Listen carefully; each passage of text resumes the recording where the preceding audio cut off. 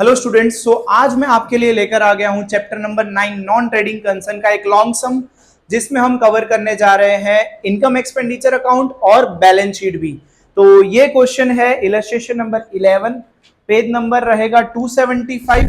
तो आप सब भी अपनी टेक्स्ट बुक अपने साथ रखिएगा। वन ऑफ द टफेस्ट सम आप बोल सकते हो, इसलिए मैंने इस सम को चूज किया है आपको समझाने के लिए। तो इलस्ट्रेशन नंबर 11 आप निकाल के रख सकते हैं, पेज नंबर इज 275। बेटा इसमें सबसे पहले एडजस्टमेंट सॉल्व करने रहते हैं और एडजस्टमेंट सॉल्व होने के बाद हम उसका ट्रायल बैलेंस सॉल्व करते हैं, जैसे हम फाइनल अकाउंट में करते थे वही। एक बात मैं आपको छोटी सी वापस क्लियर कर देना चाहूंगा, रेवेन्यू इनकम और revenue expense income expenditure account में आएगा, कैपिटल इनकम और कैपिटल एक्सपेंस बैलेंस शीट में। ठीक है, शुरू करते हैं। सबसे पहले है आउटस्टैंडिंग मेंबरशिप फीस। जब आप एडजस्टमेंट देखेंगे वहां लिखा हुआ है आउटस्टैंडिंग मेंबरशिप फीस 5,000 रुपए, मतलब अपने को 5,000 रुपए मेंबरशिप फीस मिलनी बाकी है। तो पहले चेक कीजिए कितनी मिल चुकी है। तो आप चेक कर सकते हो, third number membership fees received है 20,000 रुपए और अब 5,000 और मिलनी बाकी है, मतलब अपनी इनकम बढ़ी। तो इनकम साइड पे 20,000 रुपए मेंबरशिप फीस मिल चुकी है और 5,000 अभी और मिलनी बाकी है। आउटस्टैंडिंग है वो क्या हो जाएगा, प्लस, क्योंकि अपने पास पैसा आने वाला है, अपनी इनकम बढ़ेगी, इसलिए यहां पे किया मैंने प्लस। दूसरा, जब आपको पैसा मिलने वाला होता है बेटा, तो वो आपकी क्या रहता है, असेट। आप प्राउडली बोल सकते हो मेरे को पैसा मिलेगा, तो इसलिए मैंने उसको दूसरा कहां लिख दिया है, आप देख सकते हो आउटस्टैंडिंग मेंबरशिप फीस 5,000 रुपए ऑन दी असेट साइड। एक इफेक्ट मेंबरशिप फीस में प्लस किया, क्रेडिट इफेक्ट, और एक इफेक्ट असेट साइड पे लिखा, इसलिए उसकी हो गई डेबिट इफेक्ट। एडजस्टमेंट है, हमें दो इफेक्ट करनी पड़ेगी। इसके बाद है membership fees received in advance 1,000। एक बंदा आपके पास आया, बोले एक काम करो, ये मेरे अगले साल की मेंबरशिप फीस आप अभी से रख लो। अब बेटा इन एनी केस वो बंदा अपने पास अगले साल नहीं आता और बोलता है कि भाई एक काम करो, मेरे को अब आने का मन नहीं है, मेरे पैसे वापस दे दो, तो क्या अपने को वो पैसा उनको वापस लौटाना पड़ेगा। तो इसलिए अगले साल की इनकम आप इस साल में नहीं लिख सकते, इसलिए आप वो वाली मेंबरशिप फीस जो आपको अगले साल की अभी से मिल गई है, आप उसको क्या कर दोगे, इस साल की इनकम में से माइनस, क्योंकि वो अगले साल की इनकम है, इस साल की नहीं है। इसलिए जो 1,000 रुपए अगले साल के हमें अभी से मिले थे, वो मैंने इस साल की इनकम में से क्या कर दिए, माइनस। यहां तक ठीक है। रीजन क्या है माइनस करने का, वापस बता रहा हूं, वो इस साल की इनकम नहीं है, अगले साल की है। हम कब लिखेंगे, अगले साल लिखेंगे। अब दूसरी इसकी इफेक्ट कहां पे आती है, हमारे लायबिलिटी है। क्यों लायबिलिटी है समझना, ये रहा देखो इफेक्ट, तो ये रहा पहले प्री रिसीव्ड मेंबरशिप फीस 1,000। क्यों लायबिलिटी है समझिएगा बेटा। मैं वापस कह रहा हूं, वो बंदा आज आपको फीस देके चला गया, पर 10 दिन बाद आया, अरे यार वो मैंने जो एडवांस दिया था मुझे वापस दो, मेरे को नहीं आना है, अगले साल मैं नहीं आऊंगा। तो अगर आपने पैसा हजम कर लिया होता तो क्या होता। इसलिए जब तक अगला साल आएगा नहीं, वो बंदा आएगा नहीं, तब तक वो पैसा अपने लिए क्या रहेगा, लायबिलिटी। Try to understand. अगर अगले साल वो नहीं आया तो हमें उसको पैसा रिफंड करना पड़ेगा ना। तो मतलब जब तक अगले साल वो आता नहीं, अपनी मेंबरशिप यूज करता नहीं, तब तक हमारे लिए वो क्या रहेगा, लायबिलिटी। इसलिए इस साल की इनकम में से माइनस, क्योंकि वो इस साल की इनकम नहीं है। दूसरा क्या है हमारे लिए, ये लायबिलिटी है। इंटरेस्ट आउटस्टैंडिंग ऑन इन्वेस्टमेंट, हमने एक इन्वेस्टमेंट किया है, उस पे 2,000 रुपए इंटरेस्ट मिलना बाकी है। तो बेटा चेक करिए कितना मिल चुका है। तो आप जब पीछे चेक करेंगे तो इंटरेस्ट ऑन इन्वेस्टमेंट 12,000 रुपए मिल चुका है, 12,000 रुपए मिल चुका है और 2,000 मिलना बाकी है। तो आपकी इनकम यहां पे बढ़ी। तो 12,000 रिसीव्ड, मतलब 12,000 रिसीव्ड प्लस 2,000 और मिलने वाला है, टोटल कितना हो गया इंटरेस्ट ऑन इन्वेस्टमेंट, 14,000। अगेन पैसा मिलने वाला है, तो ये आपकी क्या रहेगी बेटा, आपकी असेट रहेगी। इसलिए दूसरी इफेक्ट कहां पे आ जाएगी, asset side, outstanding interest on investment, कि हमें पैसा मिलने वाला है, एक इनकम में प्लस, दूसरा वो आपकी क्या है, असेट। नेक्स्ट, सैलरी आउटस्टैंडिंग 2,000, हमें हमारे एम्प्लॉय को 2,000 रुपए सैलरी देनी बाकी है। तो हमारा सैलरी जो हम देते हैं वो हमारा क्या है, एक्सपेंस। तो एक्सपेंस साइड पे चेक करते हैं पहले कितनी सैलरी दे दी है। तो आप जब क्वेश्चन देखेंगे तो 48,000 सैलरी ऑलरेडी पे कर दी है, अब 2000 और देनी बाकी है, मतलब टोटल सैलरी कितनी हो गई बेटा इस साल की अपनी 50,000, 48,000 मतलब 48,000 पे कर दी है, अब और 2000 पे करनी बाकी है, तो टोटल सैलरी 50,000। दूसरा, आपको सैलरी देनी बाकी है, तो ये आपके लिए क्या रहेगा बेटा जी, लायबिलिटी रहेगी ऑब्वियसली, तो outstanding salary must be on the liability side. Next आगे बढ़ते हैं, प्रीपेड इंश्योरेंस 200 रुपीज, हमने इंश्योरेंस प्रीमियम अगले साल का अभी से भर दिया है बेटा, ये बहुत ही बढ़िया इफेक्ट है, थोड़ा ध्यान से देखिएगा। Prepaid insurance rupees how much it is 200, तो एक इफेक्ट क्या होगा बेटा, इंश्योरेंस प्रीमियम में से माइनस, एक इफेक्ट होगा इंश्योरेंस प्रीमियम में से माइनस, क्योंकि अगले साल का खर्चा हमने इस साल किया है, जैसे कि अपने ने अपनी इनकम में से माइनस किया था अगले साल की इनकम को, वैसे ही अगले साल के खर्चे को अपने खर्चे में से क्या कर देंगे, माइनस। इस एक्सपेंस को हम कब लिखेंगे, नेक्स्ट ईयर। आप मेरी बात समझो, आपने 11th में होते हुए 12th की फीस भर दी, तो वो आपका कौन सा खर्चा है, अगले साल का खर्चा, तो आप इस साल के खर्चे में से क्या कर दोगे, प्रीपेड एक्सपेंस को माइनस कर दोगे। आपको एक जुगाड़ बताऊं, हमेशा प्रीपेड माइनस होता है और आउटस्टैंडिंग प्लस होता है, ज्यादा दिमाग ही नहीं लगाना है, लो जाओ मजे करो जिंदगी में। प्रीपेड हमेशा माइनस, आउटस्टैंडिंग हमेशा प्लस, दैट्स इट। तो प्रीपेड है तो इधर में से माइनस। दूसरी इफेक्ट असेट साइड पे मैंने रफ कर दिया है, प्रीपेड इंश्योरेंस प्रीमियम आएगा हाउ मच इट इज 200, ठीक है जी। ट्यूशन फीस आउटस्टैंडिंग अपने पे मत ले लेना, ट्यूशन फीस आउटस्टैंडिंग मतलब सर ट्यूशन फीस देनी बाकी है, नहीं मिलनी बाकी है, क्योंकि जब आप क्वेश्चन पढ़ोगे तो हम यहाँ पे विश्वविद्यालय, विश्वविद्यालय का मतलब क्या होता है, यूनिवर्सिटी, हम यहाँ पे कौन है, विश्वविद्यालय। जब आप क्वेश्चन रीड करेंगे आपको आइडिया आएगा, विश्वविद्यालय का मतलब होता है हम यहाँ पे यूनिवर्सिटी है, मतलब हमें फीस मिलनी बाकी है। चेक करो कितनी फीस मिल चुकी है, ट्यूशन फीस ऑलरेडी 40,000 मिल चुकी है, अब 1,000 रुपए और मिलनी बाकी है, तो अपनी इनकम बढ़ेगी, आउटस्टैंडिंग क्या हो जाएगा, मतलब पैसा मिलने वाला है तो आउटस्टैंडिंग क्या हो जाएगा, प्लस इनकम बढ़ी 1,000 रुपए से और पैसा मिलने वाला है, तो आपकी क्या होगी ये असेट। तो tuition fees outstanding, again I forgot, yes I forgot maybe, outstanding tuition fees we will write over here, cash के आसपास लिख देते हैं। ट्यूशन फीस आउटस्टैंडिंग कितनी मिलने वाली है भैया, 1,000 रुपए, ठीक है, 1,000 रुपए ट्यूशन फीस मिलनी बाकी है, एक हमने वहां लिख दिया, एक असेट में क्योंकि हमारा पैसा मिलने वाला है, दूसरा हमारी इनकम में plus.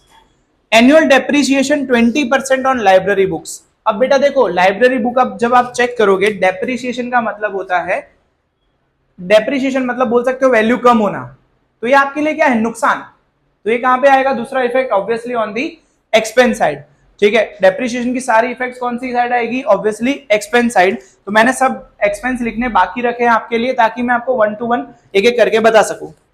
So annual depreciation 20% on library books, तो चेक करिए लाइब्रेरी बुक्स पहले थी 16,000 रुपए की, उसके बाद हमने 4,000 की और खरीदी, टोटल बुक कितने की हो गई, लाइब्रेरी बुक्स कितनी हो गई 20,000।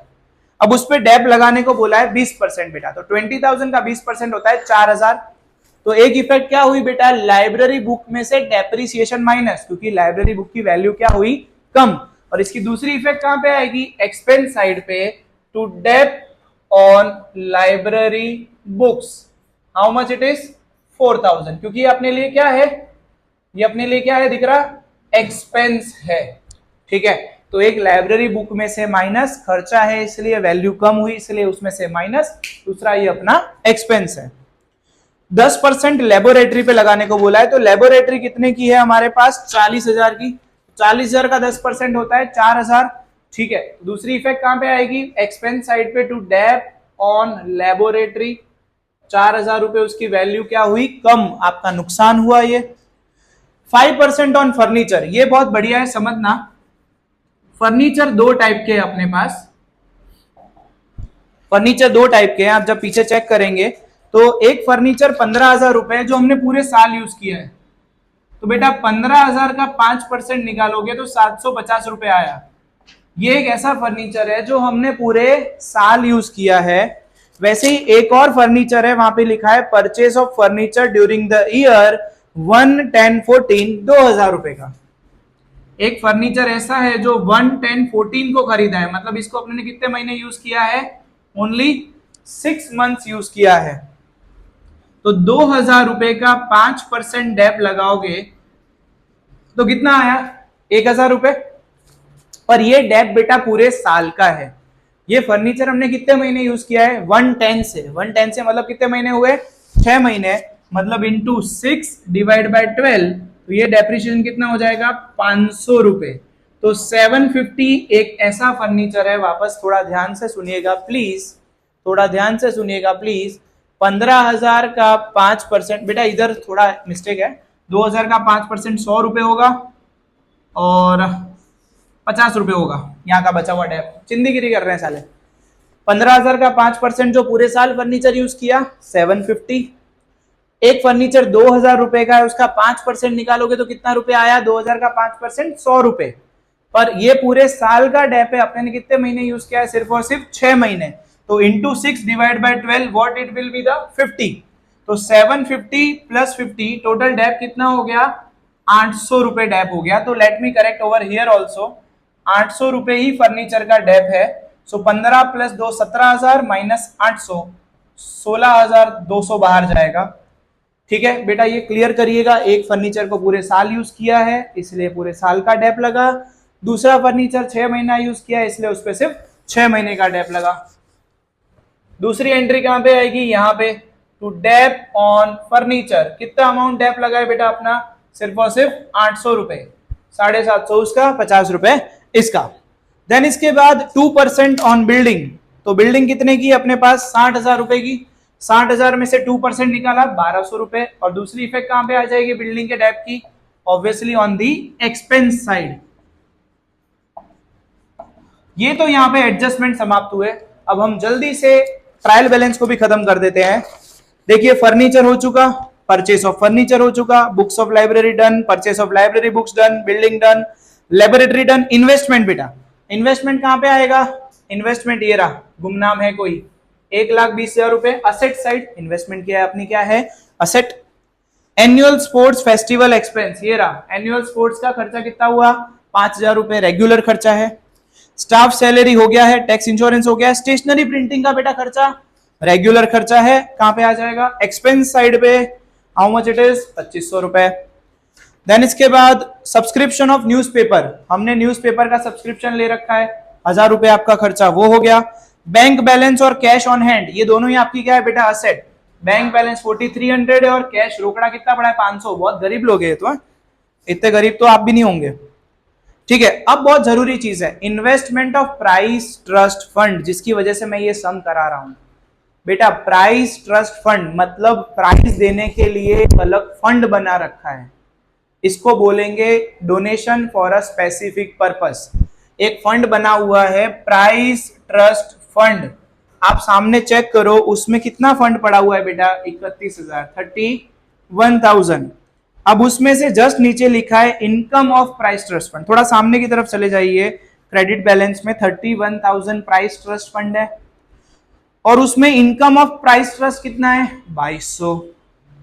तो जितनी भी इनकम और जितने भी एक्सपेंस ऑफ प्राइस रिलेटेड होंगे, मैं वापस रिपीट कर रहा हूं, जितनी भी इनकम और जितने भी एक्सपेंस जो प्राइस रिलेटेड होंगे, अब सारे कहां पे आएंगे? प्राइस ट्रस्ट फंड में। फंड कितने का है अपने पास? 31,000, वो लिख दिया। Income of price trust fund लिखा हुआ है ₹2,200। तो इनकम जो है वो क्या कर दूंगा? प्राइस ट्रस्ट फंड में प्लस कर दूंगा।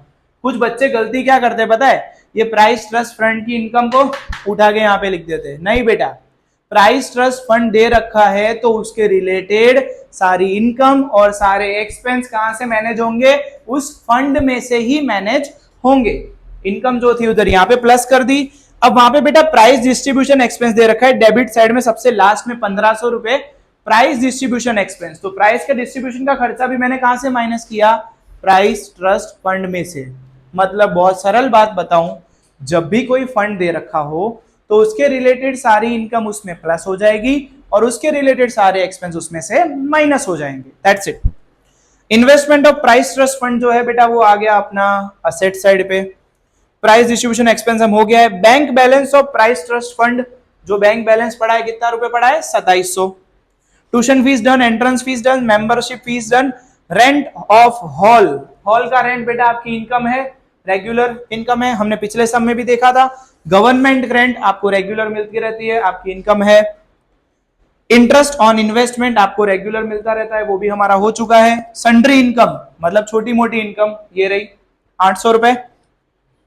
देन इसके बाद है प्राइस ट्रस्ट फंड। बेटा एक बार वापस क्लियर कर दूं, प्राइस ट्रस्ट फंड का मतलब प्राइस से होने वाली, प्राइस के रिलेटेड सारी इनकम और सारी एक्सपेंस हम किस में मैनेज करेंगे, प्राइस ट्रस्ट फंड में। ऑलरेडी फंड कितने का है 31,000 का, उसमें इनकम दे रखी है जस्ट नीचे इसके 2200, वो हमने इसमें प्लस कर दी। सामने प्राइस का एक्सपेंस दे रखा है, वो इसमें से हमने माइनस कर दिया। 100 बात की एक बात, जिस चीज का भी फंड दे रखा हो उस चीज की सारी इनकम और सारे एक्सपेंस उस फंड में से ही मैनेज करने हैं। इसके बाद है चैरिटी। बेटा चैरिटी जो है वो कैपिटल में प्लस हो जाएगी, लायबिलिटी साइड जो चैरिटी है कैपिटल में क्या हो जाएगी प्लस।